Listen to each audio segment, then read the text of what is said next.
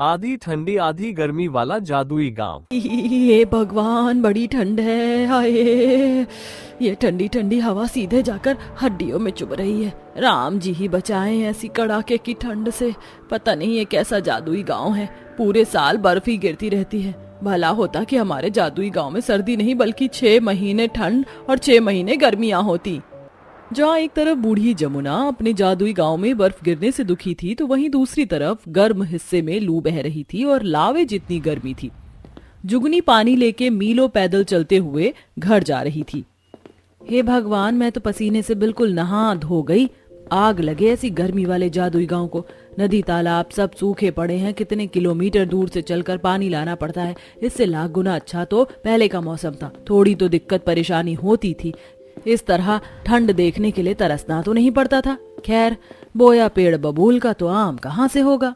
आखिर क्यों ये महिला ऐसे मिसाल दे रही है और क्या है इस जादुई गांव का रहस्य जिसमें एक समय पर 2 अलग अलग मौसम मौजूद है। तो चलिए इसके पीछे की कहानी देखते हैं। दूर दराज बसा हुआ बलियापुर गांव आज भी बाकी गांव से पिछड़ा हुआ है। वहां कमाने के ज्यादा जरिए उपलब्ध नहीं है। सभी लोगों के घर आज भी मिट्टी के हैं और कुछ लोग फूस की झोपड़ी डालकर रह रहे हैं। गांव में केवल रोजगार के 2 ही साधन मौजूद है, खेती बाड़ी और ईंट की भट्टी। आधे लोग किसानी करते हैं और आधे ईंट की भट्टी पर मजदूरी करते हैं। जहां मोहन और हरिया निराश दिल से बातचीत कर रहे हैं।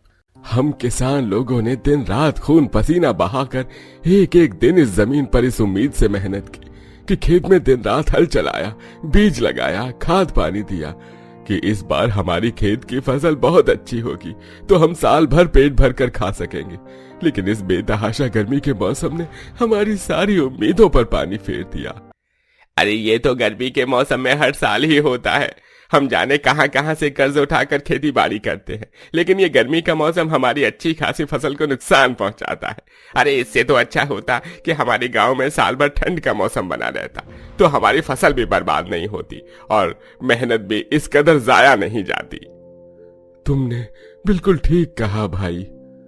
अरे तुम किसान लोगों को तो केवल अपनी अपनी पड़ी है। अरे हम मजदूरों के बारे में कौन सोचेगा। हमारी भट्टी तो गर्मी के मौसम में ही चलती है, सर्दियों में तो काम ही नहीं निकलता है। ऐसे में हम अपने परिवारों की रोटी पानी कैसे चलाएंगे, कभी सोचा है? अरे तुम लोग भी हमारी तरह खेती कर लो, किसने मना किया है? ज्यादा लंबी लंबी बातें मत फेंको बरखुरदार। अरे तुम लोगों की तरह हमारे पास खेती करने के लिए जमीन भी तो होनी चाहिए ना।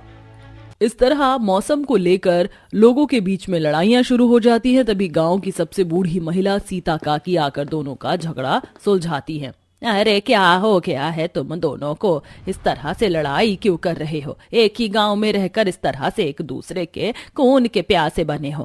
पहले ही हम लोग इतने दुख तकलीफों में अपना पेट भर रहे हैं। भाई भाई की तरह रहो, भगवान से प्रार्थना करो, वो सबका बेड़ा पार लगाएंगे। अरे बस करो काकी, अगर सच में भगवान होते तो हमारे गांव की परिस्थितियां इतनी गरीब और दुखदाई थोड़ी ना होती। बात करती हैं। गांव के गरीबी भरे हालातों ने गांव के तमाम निवासियों को नास्तिक बना दिया था, इसलिए कोई ईश्वर में श्रद्धा विश्वास नहीं रखता था। जबकि सीता इकलौती ऐसी थी जो अपनी दिन की शुरुआत भगवान का नाम लेकर करती थी और जब कभी उसके दरवाजे पर कोई इंसान या जानवर आ जाता तो वह उन्हें भूखा नहीं भेजती थी। इतनी मेहनत मशक्कत के बाद भी सारे गाँव वाले दुख भरी रोटी ही खाते थे। जहां दीना अपनी पत्नी कम्मो से बोलता है, अरे थोड़े दिनों में ठंड का मौसम शुरू होने वाला है कम्मो, फिर ईंट भट्टी बंद रहेगी। समझ नहीं आ रहा है ये ठंड के 3-4 महीने कैसे कटेंगे। यही चिंता तो मुझको भी खाई जा रही है जी। हम तो गरीब आदमी हैं, डेली के कमाने खाने वाले। राम जाने क्या होगा। जहां ठंड के मौसम के आने पर भट्टी पर काम करने वाले मजदूर लोग दुख और शोक मना रहे थे, तो वहीं किसान लोग बेहद खुश थे। जहां मोहन रोटी खाते हुए अपनी पत्नी सरला से बोलता है, अरे किसी तरह से साल के 8 महीने कैसे न कैसे करके गुजर गए। अब तुम देखना सरला, इस बार मैं ठंड के मौसम में अपने खेत में आधे हिस्से में मकई और आधे हिस्से में सरसों उगाऊंगा। सर्दी के मौसम में हमारी फसल बिना किसी रुकावट के अच्छी होगी और साल भर खाने का जुगाड़ भी हो जाएगा। भगवान करे तुम्हारी सोच पूरी हो जाए जी।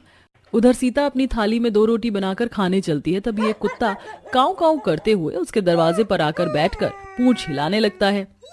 तुझको भूख लगी है? ये ले, इसमें से एक रोटी तू खा ले, मैं एक खाकर रह लूंगी। कुत्ता मुंह में रोटी दबाकर चला जाता है तभी एक गाय भी आकर गुहार लगाने लगती है। लगता है आज ईश्वर ने मेरे नसीब की रोटी लिखी ही नहीं। लो गौ माता, ये तुम खा लो। गाय रोटी खा लेती है तभी वह गाय देवी पार्वती बन जाती है। सीता, मैं तुम्हारे मददगार भावना से खुश हुई, इसलिए इस प्रकृति की सृजनहार होते हुए मैं इस गांव के आधे भाग को ठंडे गांव और आधे भाग को गर्मी वाले गांव में हो जाने का वरदान देती हूँ, ताकि सबकी अड़चने दूर हो जाएं। किंतु याद रखना, इस गांव में अब इस 2 मौसम के अलावा और कोई तीसरा मौसम नहीं आएगा। तुम्हें पूरे साल इसी एक मौसम के सहारे रहना होगा। हम सबको स्वीकार है देवी, हम रह लेंगे। ठंड का मौसम हम किसानों के लिए लाभकारी है। हाँ हाँ, हम भी इस गर्मी के मौसम में खुश हैं। तो फिर ठीक है, आज से इस एक गांव के अंदर 2 मौसम रहेंगे सदा के लिए। देवी के वरदान स्वरूप जादुई गांव में लोग कुछ दिन तो खुशी खुशी रहने लगते हैं, लेकिन थोड़े वक्त के बाद कुढ़ने लगते हैं। जहां साल भर गर्मी पड़ने के चलते मिट्टी पेड़ पौधे अपना संतुलन खो देते हैं, जमीन से नमी चली जाती है, नदी तालाब सूख जाते हैं, मजदूर लोग पसीने में तरबतर ईंट बना रहे थे। हे भगवान, इस गर्मी वाले शुष्क मौसम ने तो उबाल कर रख दिया है। इससे भली तो ठंड थी।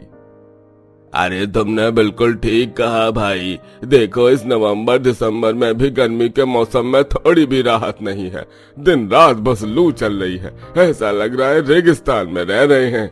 जहां एक तरफ गर्मी वाले गांव के वासी दुखी थे, ठंड वाले गांव का भी कुछ ऐसा ही हाल था। कहानी के अंत में क्या हुआ, चलिए देखते हैं।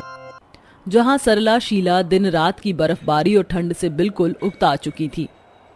इस ठंड ने बड़ा उकता दिया है बहन, जहाँ देखो बर्फ ही बर्फ है। इतने दिनों से सूरज का मुंह भी नहीं देखा है। सही बोल रही हो बहन, ये जादुई ठंडा गांव तो श्राप के जैसा लग रहा है। इससे अच्छा तो पहले वाला मौसम था। न लकड़ी मिल रही है, जहाँ देखो दिन भर कोहरा ही कोहरा छाया है। खिली धूप देखने की इच्छा हो रही है मेरे दिल में। तभी ठंड में ठिठुरते बूढ़े रामू काका बोलते हैं, अरे तुम सब लोगों ने तो ये वरदान मांगा था, अब जियो ऐसे दोहरे मौसम में। अरे मौसम का संतुलन जरूरी होता है। ईश्वर ने जो बनाया था अच्छा बनाया था। हम लोगों ने प्रकृति के साथ छेड़छाड़ की है। हमें अपनी गलती के लिए पश्चाताप करना होगा। सब गांव वाले मिलकर प्रकृति के संतुलन के लिए गुहार लगाते हैं। तभी पार्वती माँ प्रकट होती हैं। क्या हुआ, तुम गांव वालों ने मुझे फिर से स्मरण किया? अब तो मैंने तुम्हारी इच्छा पूरी कर दी है।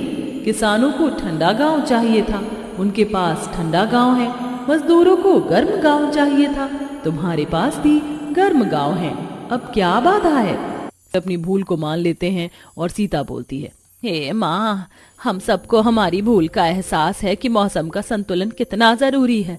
आपने हमारे जो इस गांव को आधे आधे मौसम में अलग अलग बांटा है, हम आपसे विनती करते हैं इसे फिर से एक गांव बना दीजिए।